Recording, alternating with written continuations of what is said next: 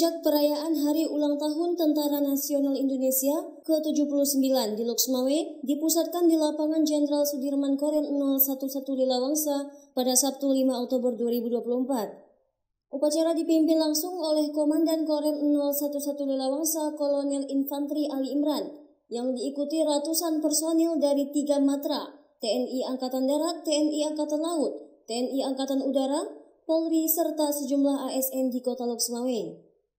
Danrem 011 Lilawangsa membacakan sambutan Panglima TNI Jenderal Agus Subianto dengan tema prajurit TNI yang modern bersama rakyat, siap mengawal suksesi kepemimpinan nasional untuk Indonesia maju.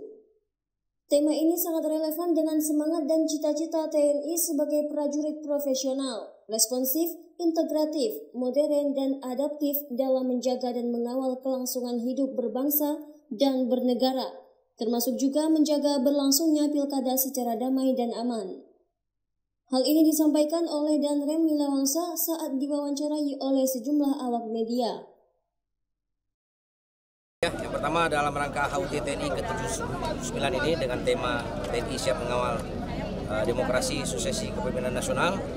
Kita bersama Polri tetap menjaga sinergitas, kekompakan, baik Polri, Forkopimda, dan jajaran elemen sipil lainnya untuk mengawal suksesi kepemimpinan nasional, kemudian pilkada serentak yang akan berlangsung di bulan November di seluruh Indonesia.